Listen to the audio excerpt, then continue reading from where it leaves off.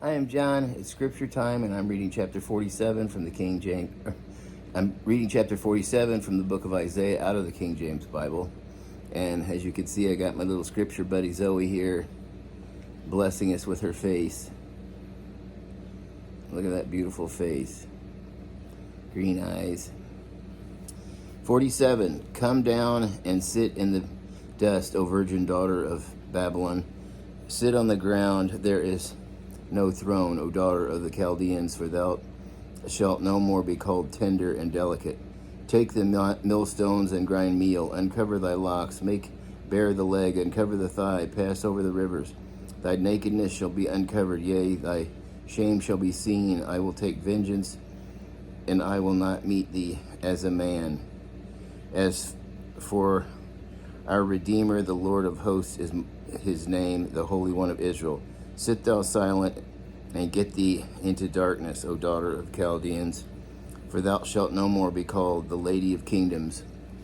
I was wroth with my people. I have polluted my inheritance, and given them into thine hand.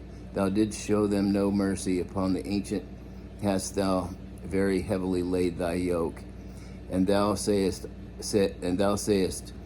I shall be a lady forever, so that thou did not lay these things to thy heart, neither did remember the latter end of it. Therefore hear now this, thou art given to pleasures, that dwells carelessly, that sayest in thine heart, I am, and none else besides me. I shall not sit as a widow, neither shall I know the loss of children.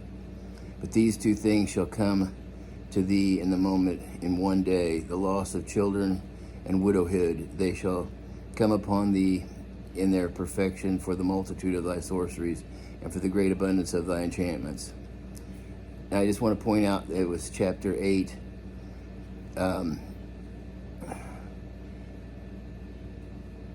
That says in thine heart, I am, and none else beside me.